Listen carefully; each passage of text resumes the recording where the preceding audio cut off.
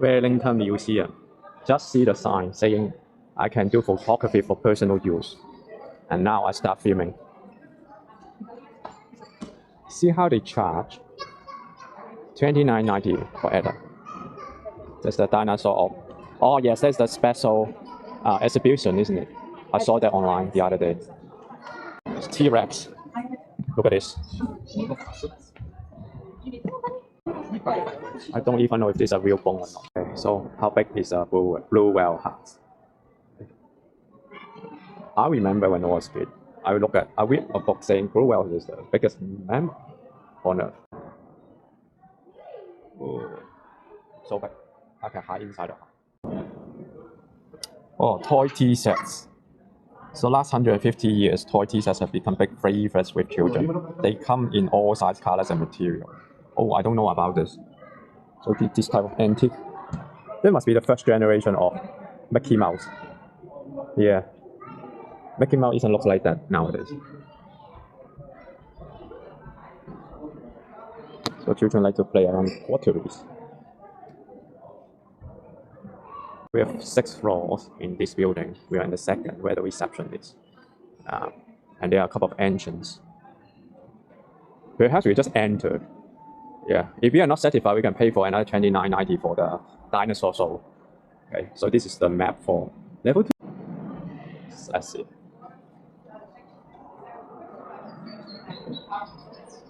So these are all the native animals in New Zealand. People who are not used to New Zealand, I just let you know what this big bird is. It is called moa. It already extincted. One reason because when the Maori settled in New Zealand, they continue eating their eggs, hunting them, and so they extincted. What we find here are preserved bodies from them. Some other animals you may know about very well, for example, kiwi birds. The other animals, for example, this type of list, okay, webtip. A lot of them appear in the South Islands, where they are one of the least evolution animals on Earth, where for millions of years they still looking the same. First with sharpies. One of other animals you got to know is this parrot. Kakapo we call it. Okay, they are very rare. The other day in the cycling trips in Timber Trail, if you can search my video, you will see this bird, the live one, far away at the top of the tree. And it's what we call the kakapo. Parrots live very long. They live very long. Some parrots live up to 80 odd years. They're very smart. So one of the most clever birds in the planet. See some of those. I probably don't know most of them because I'm not like very into animals, but some of the knowledge while you are living in New Zealand long enough, you will know about. Crayfish. Some of the friends I previously know about, they can catch crayfish in the North Island, northeast coast on the North Island. About 20 years ago, you can pay $20. You can dive into the water, you caught one of them, you bring it up, you just have to pay $20 for the government, you can take it home and eat it. But I think there's size limit, so you cannot catch the small one, and then the quantity limit as well, I believe. I prefer lobster in Australia or even in the Eastern Canada. The taste is a little bit more sweetness. Crayfish doesn't have that sweetness, but it got the texture of lobster. I just learned about there are 5 different types of kiwi birds. These are all of them. One of the very familiar birds, the pukeko. They appeared in New Zealand everywhere. Sometimes you roll over them on the road, but it is not illegal because they are overbreed. However, the one right beside it, are not both here. That is called takehe. That one is prohibited. They are almost extinct. They appeared natively in the South Islands. Some of them have been treated well in one of the small islands maintained by a group of scientists. It's called Territory Matangi Islands. I have a chance to meet one of those birds previously. Yeah, if you dig into some of my older videos, you will see this. The other bird probably is not very familiar. Waka. I heard about that name, but I don't know how it looks like. Down there is also a very famous bird called Piwaka Waka. It's called fantails. So their tails like fan. So more moas. Some extincted birds. Moa, all extincted. This type of ducks also extincted. Kakapo still exists. This penguin is one of the New Zealand breed of penguin, very small one. I think they appear mostly in the South Island as well. Found some tawaki. Okay, and their nests they are at home in the sea but lay their eggs in foreland forests. Best not disturb them. Okay. Yeah, a lot of birds in New Zealand they're very shy, so never get close to them like kiwi birds. So these are all the insects. 달팽이가 인공지능이라고. I don't know about insects in New Zealand. 뭐야? It's going to learn 달팽이가 about. So these are the molar bones, the foot, not chicken foot, feathers, and the back skeletons. Yeah. So there's a map on the other side, if you can see. In the history, there are plenty different breed of molars, so they have come with different size. So the biggest one, if you look at the top, in the North Island of New Zealand, they call North Island giant molar, 236 kilograms. The South Island one is called South Island giant molar, 240 kilograms. I remember the big molar, they are taller than 2 meters. If you look at that one there, definitely when it is taller than 2 meters, maybe close to 3 meters. Yeah. So it's a giant bird. So it's quite scary, to be honest. Whales and dolphins. So we say about nearly half of the species of dolphin and whales surrounding New Zealand area. So I don't know about that. Look at those big head of the whale. Wow. Wow. Those skulls are so huge. Wow. Oh, look at this. Mini molar. Upland molar were nimble on their feet. Their strong toes and claws were good for climbing rocky mountain slopes. If I had one of them, I would just cheat it, put it in my garden. This one is so cute. So there's more birds. Some birds up there. Native. 73% of native birds are found only here. Okay, so for insect, butterflies, moths, snails, beasts, plants, starfish, shellfish, fish. I don't see New Zealand have a lot of different variety of fish. Sometimes I'm thinking is it because the water is a little bit too cold. At least I haven't seen any wild salmon that we can eat in New Zealand. All of them are farmed salmon. But I know it has wild salmon, but hopefully it's not extincted.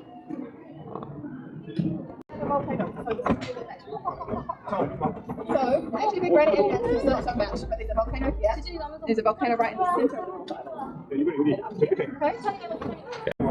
So one of the things we need to learn even in high school is a geology topics. I don't see there's a class for geology, but at least in science class you need to learn geology about volcano. So one of the things that if you learn about our North Island, it's actually in the middle of all the volcanic mountain range under the sea. So we have a lot of volcanoes. Even in the biggest city, Auckland, we have 46 different volcanoes. Although a lot of them is dead volcanoes, some of them are awake. In the past, the most recent one is a White Island. If you know about a couple of years ago, it erupted. So few people actually lost their life. So you got to be very careful about volcano. So it's not hard for us to find volcanic rock because we are surrounded by a lot of volcanoes. When I was a child in New Zealand, that is even easier to grab. You just go to One Tree Hill or Mount Eden in Auckland, you can grab a lot of volcanic stone. Nowadays, it's a little bit hard, but you can still find it. So this model shows us the different crust on the Earth. Yeah. One thing I know about quite interesting is the fact that if you look into where New Zealand here and Australia playing, okay, our plane is actually called Cylindia, okay, because they are under a different plane. The creatures on both lands are very distinctive. A lot of animals you see in Australia could be very different to those you can find in New Zealand, even though they are very close. This map actually demonstrates very well how the Australia plane going through here. Okay, it's India. Okay. If you look about this model, when you push it down in the very end, that was 30 million years ago. The Australian plane actually is a little bit out on the west coast of New Zealand, whereas when time moving out, the plane actually pushing through to New Zealand. So now it cut across half of the country. If you go another 30 million years later in the future, you will actually extend it to the Polynesian area. People queuing up here for the earthquake model to experience what earthquake looks like. Yeah, it looks like people having fun inside, so it's shaky, but it is not. It is just a model simulating an earthquake. So this is the earthquake maps. You look at there's sometimes these things some of those major earthquake when does it happen. There's one of the famous one I know in 1931 in Napier, the whole city collapsed. So there's other time as well. The other recent one is 2011 in Christchurch, and it is still ongoing for the rebuilding. So if you look at the church, it is vanished. I don't know how to get the map back. Yeah, some of them I don't know about. It's a little further south. I don't know they are earthquakes so recently. But of course, these are all the major ones. They are always, every day there are small earthquakes coming around the whole country. So one just happened 9 hours ago. I don't know exactly where that was. Okay. Okay, on the west coast of Nelson, that is on the top of South Island, there is a earthquake. Just happened 9 hours ago. Another things are always alert is the tsunami, especially in the east coast in New Zealand. Some area have very low altitude ground like Napier and Hastings. The reason for that is anything's going on across the Pacific Ocean. Let's say in Chile, it has a very big earthquake. It is possible that the tsunamis will end up in New Zealand. Yeah. So when I want to settle, get a house in certain city, I always look for earthquake, volcano, and also tsunami to make sure they are safe to live in. So he said, what if a tsunami hit in Wellington? So possibly tsunami could end up in Wellington. So if you look at the map, the wave can go up to 5 meters if this rally. Yeah, we are just in around here, I think, the museum. So up to a 3 meters tide can happen, or even close to 4 meters can happen here if there's a tsunami. Here is a very interesting chamber. It's round. And something you can push, and then they make some noise about those birds. If you want to learn about those birds, you can just tap on it. Oh, he died? Yeah. I think I saw this type of bird before. I don't know if they are native. Even otters here. How does it sound like? Oh, it's bats. Okay, it may not be in North Island then. It's the moa egg. Yeah, moa egg used to be one of the Maori's favorite food. They steal the eggs from the moa and then boil them for food. So here is a projector on the ground, showing how New Zealand being formed over the years. So it just appeared from the ground due to the earth crust movement. Just about 11 million years ago, become like that. 7, 6, 5, 4, 3, 2, 1. It's 1 million years ago. And then it formed it. And of course, Australia just right on the left-hand side. There are more wild animals here that you could find in New Zealand. Rabbit is definitely one of those, appear everywhere. Those pigeons appeared everywhere. This type of birds with the red head, I saw them a couple of times. Of course, the ducks. This one is particularly big. I don't know if I can easily find a big duck like this. Got salmon. It's a mystery to me. If there's salmon, why I never able to find a wild salmon in New Zealand? Another duck. Okay, this duck. This is a female duck. It's about the right size that I see. Like the other duck, is too big. Hedgehog, isn't it? Those are also.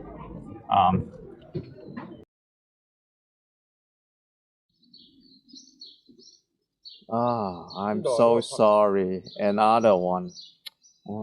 Sometimes you over a couple of them on the street. Okay, don't take it home to feed them. Okay, they are just overbreed everywhere. I don't know this. That bird probably see it before, but I'm uncertain. The auk? No, I never see that.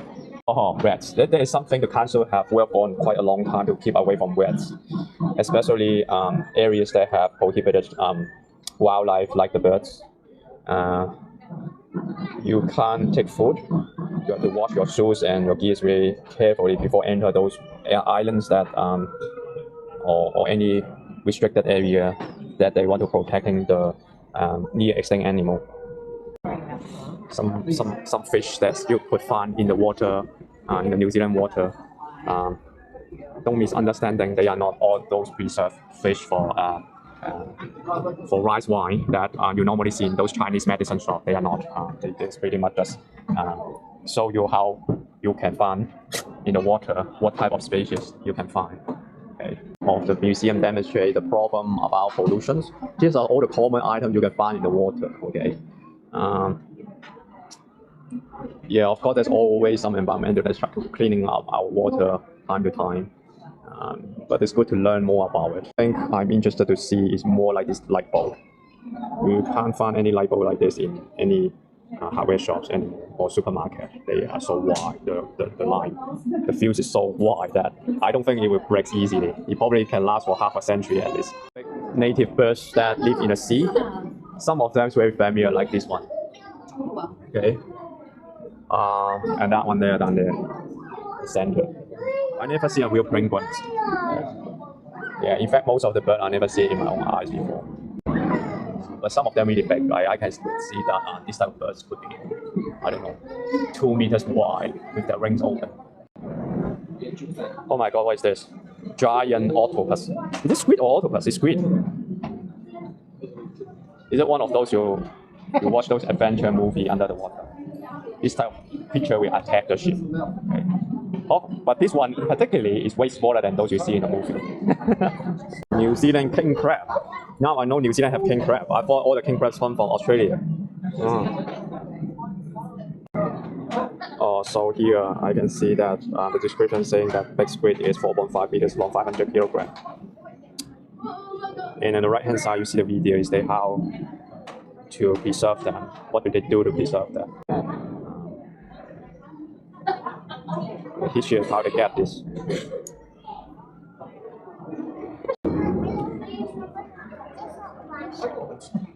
Just look at those birds, so big. The screen at the back showing how they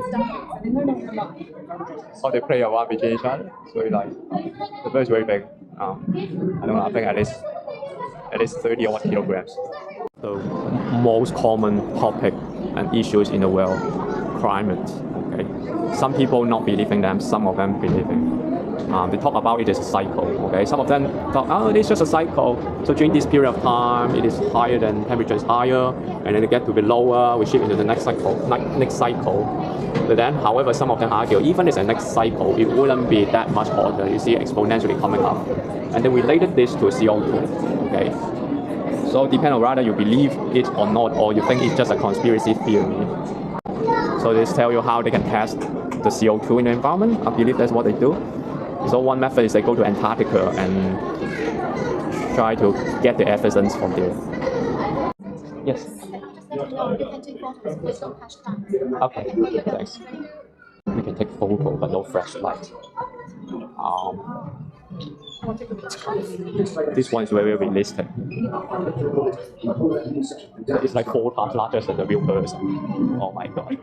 Look at how little the real person is, how big this figure is. So the lady in the front just aware and then tell us that if you're the first time coming to here, be aware.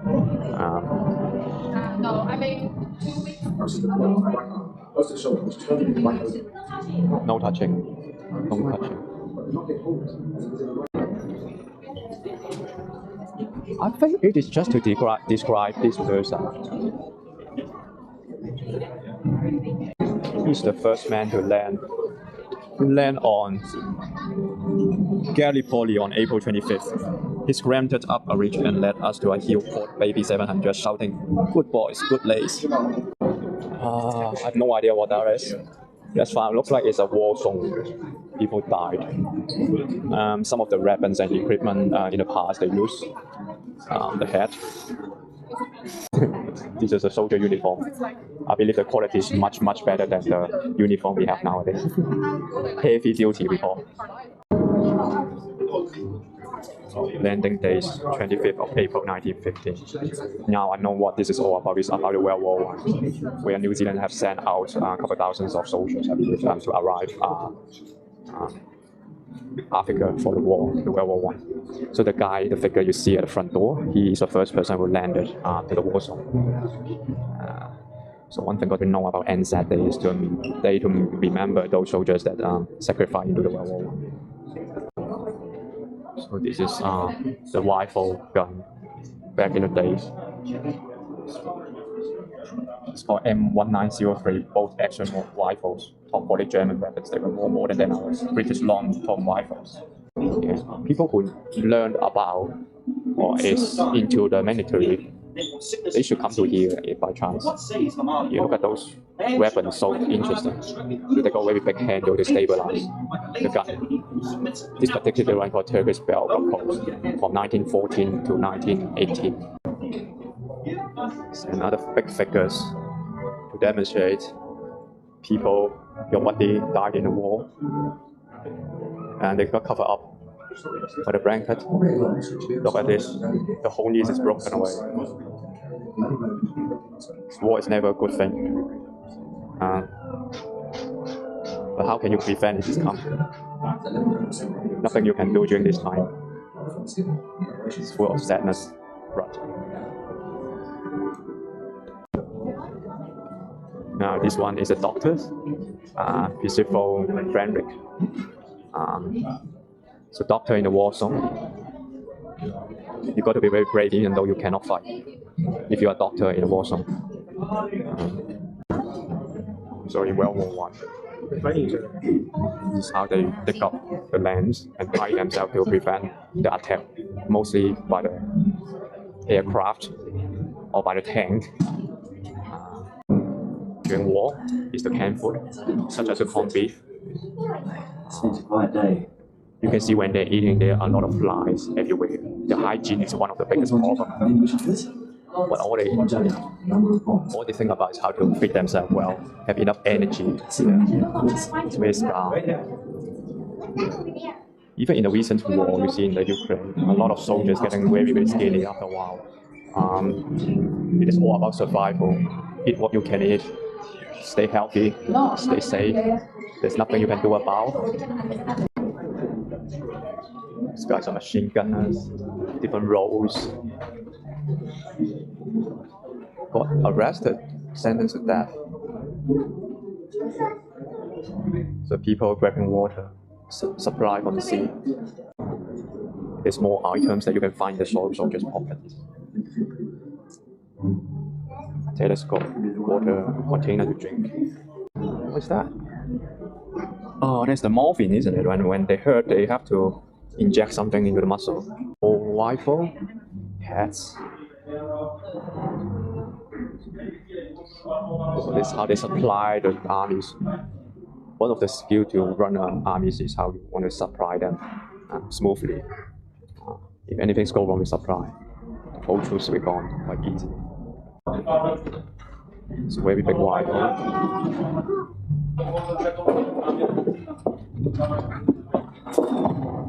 Oh, and it's scary.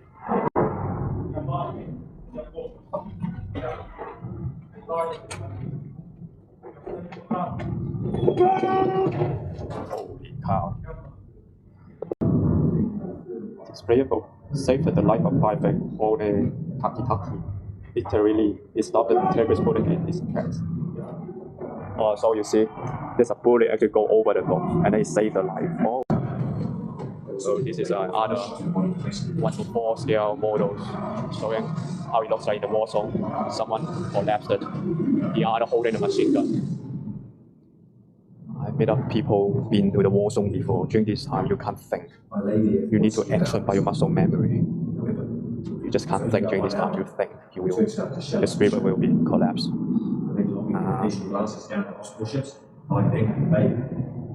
It's very cool.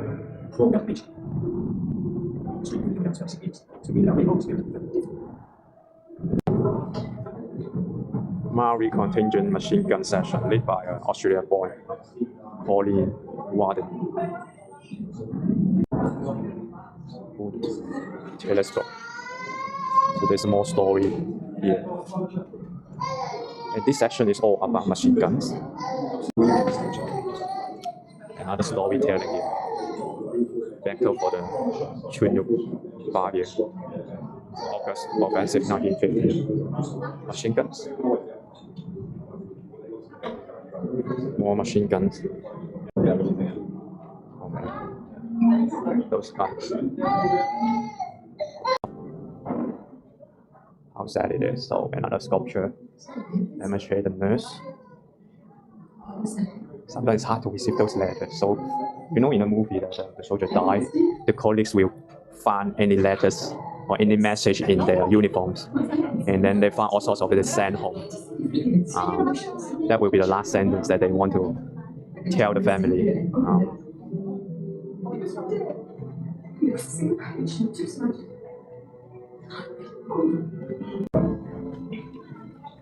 So it's a loyalty, so there's a 33 years old nurse. Yeah, some of the bullets get into the body is so badly damaged. Yeah. It is very difficult to heal if they're exposed inside the body.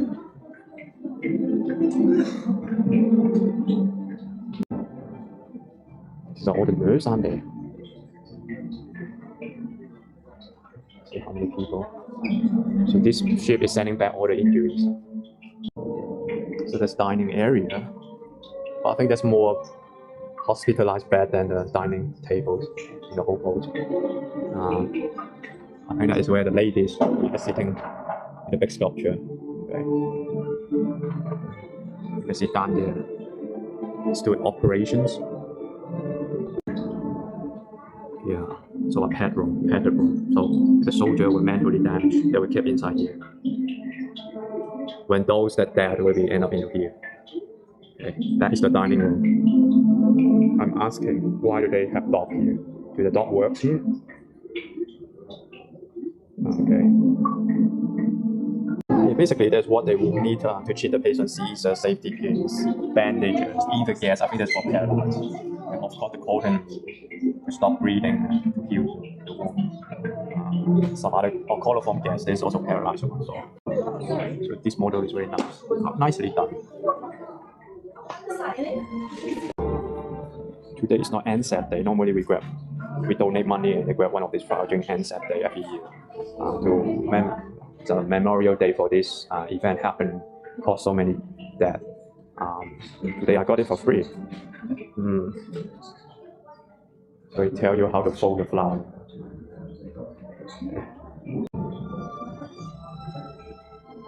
Just fold it and put it in.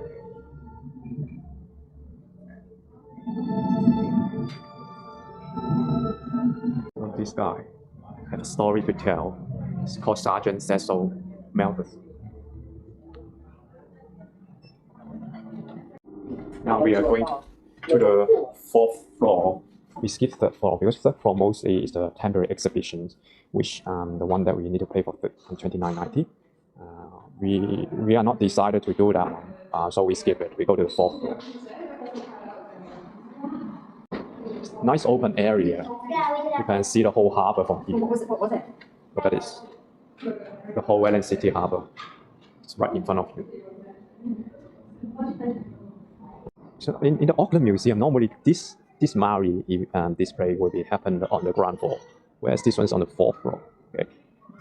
Oh, there's no camera here, so I'll just go outside there. These are one of the.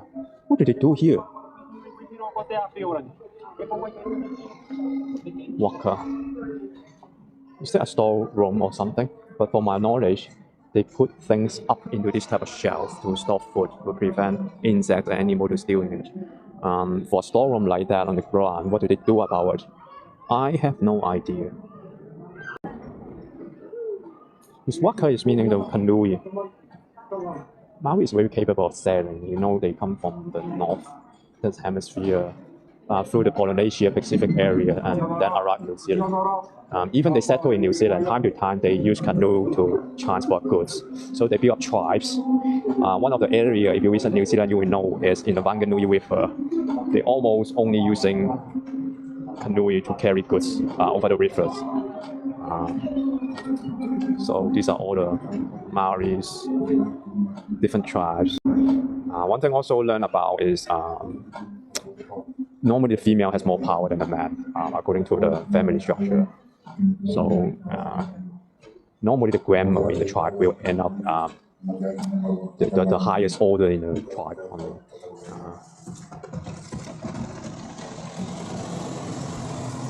So there's some of their white books. What do they call those? Pedals. Billy Harrison, 1994, crafted this for pedals. So it's what they use for the Maori canoeing. Because it doesn't have that sculpture that I want to talk about. It has it, but on the other end where it doesn't allow you to take pictures and filmings, I just filming in a very far away distance.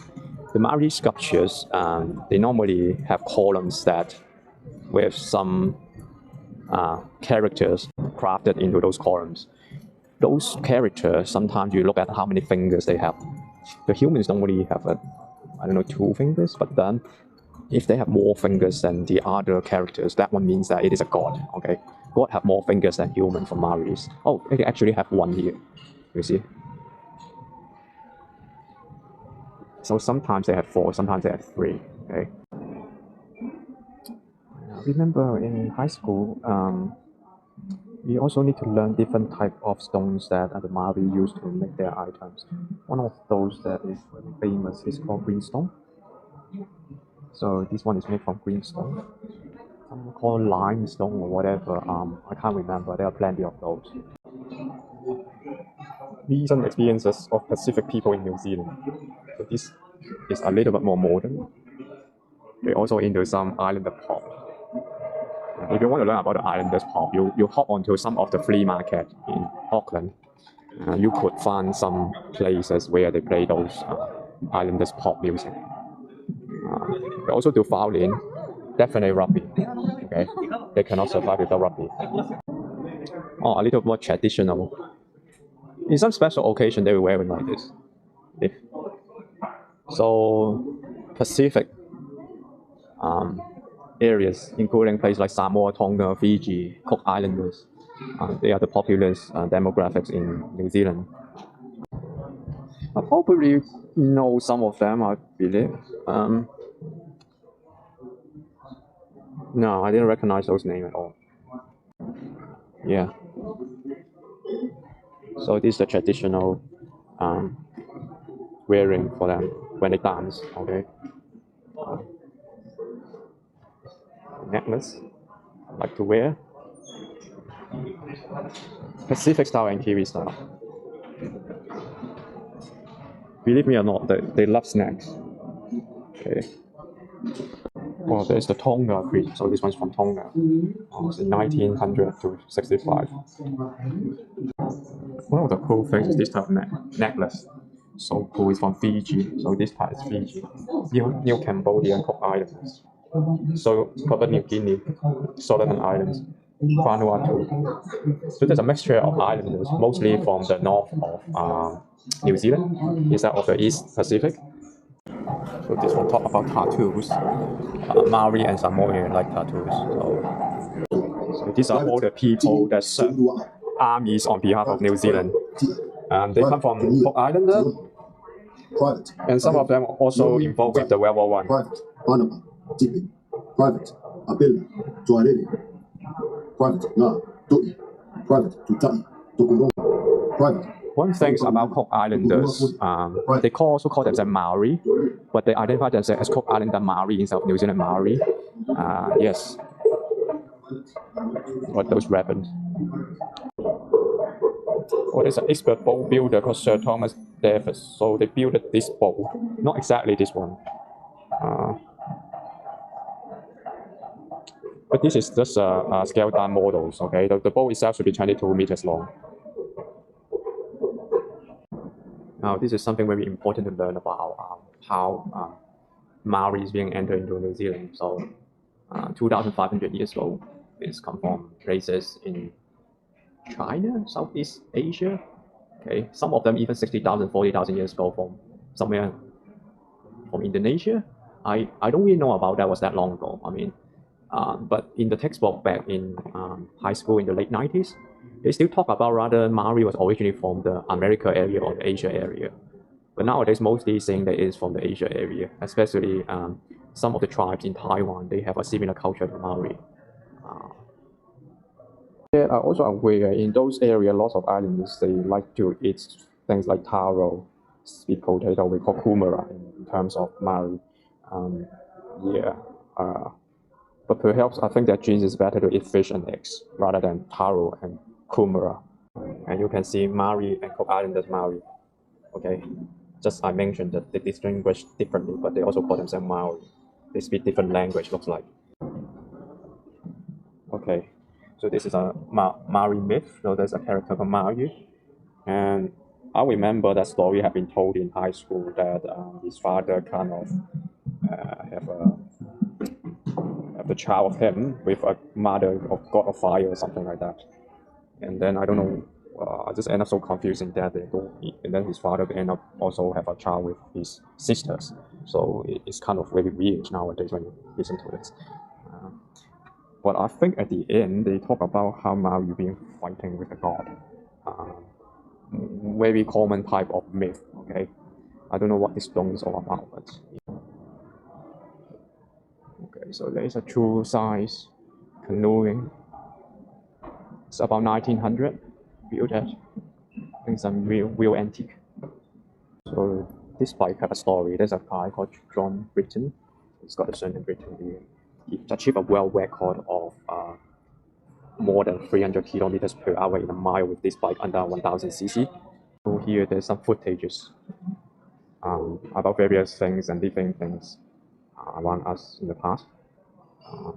Very fragile, but would be well to have a look.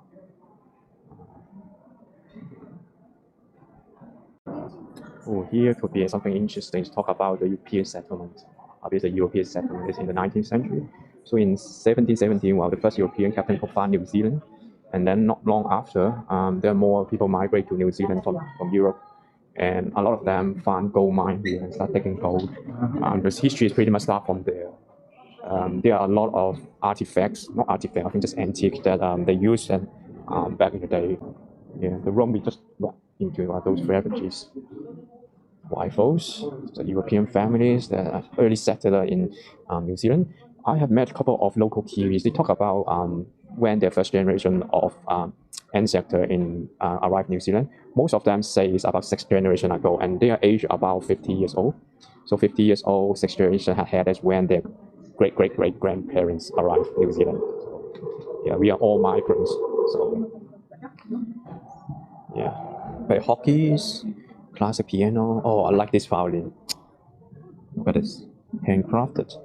And then, believe me or not, a lot of Chinese at that time come to mining gold, mostly settled in the South Island. There's some of their items. In the 1840s, so how do they make coffee? Look at this. There's a candles, coffee grinder, like that, coffee grinder, coffee pot. Okay, I think that's pretty much very easy back in the day. Before the European barista appeared, they don't do intense coffee. I think they just boil hot water and pour it in the coffee grind. Another important thing we need to learn in high school is the treaty of fighting. Even in the law school, we adjust that time to time. It's how the European and the Maori signed a treaty so that Maori can give us some of the property to the European, and European have the obligation to protect the Maori. I think they have 3 different parts here, the 3 different parts. However, there are always a very embarrassing situation. The Maori copies and the English copy, the meanings of the words are not exactly the same, okay? So the interpretation from the Maori and the European, which they call Pakeha, could be different. So that always come into argument about property rights nowadays. Sometimes end up in the tribunal. It's a little bit embarrassing. So this one is a Maori version. So the one at the back is a European version. So it's in English. So in the cabinet, you can see the photocopy versions of the treaties that post into different cities in New Zealand. Below is the signature of a couple of people. I think they are the governor, isn't it? The Scary Williams copy and Manuel Cow copy. So they held different copies in different areas. Okay. some type of large-scale art galleries full of metals. When light shining through it, it creates very special effect. Okay, but I don't know about art. So this is level 3, and we talk about how different rocks get formed. There's some artifact. These are real artifacts. It's like over 500 years ago. Ancient items. So they got deers, zebra. I don't think they are from New Zealand. But this area is also very interesting.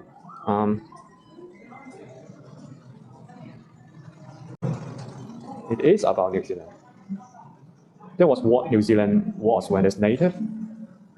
The first arrival and settlement, a lot of Greenland's gone. When the European arrived, it is much, much less Greenland. So we have cow, we produce mule, Anchor, one of the big brands. So let's talk about dairy and our manufacturing and productions and farming. Here is the wool that made by New Zealand sheep's wool. There's a lot to watch. Unfortunately, my camera is running out of battery, so it doesn't last long. Yeah, this type of hog sale, how they do the fishing, how the Maori is doing the fishing. Beautiful shed, so for some type of farming.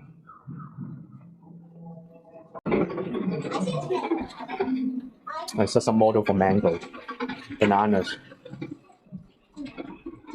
Oh, that's what the bananas end up looks like, carrying the bad disease. Some barrels with poisons. Okay. Some harmful animals. This type of poisons are everywhere in New Zealand. They are very harmful to our agriculture. I think it's just that wanted to emphasize here that they are harmful. Yes. Oh, that's the kakapo. They have a lot of kakapo demonstrated here. Pumpkin seeds, apples, and kumara. Here, the male makes his honeymoon sweet, a bowl with tracks leading to it. Another kakapo demonstrations.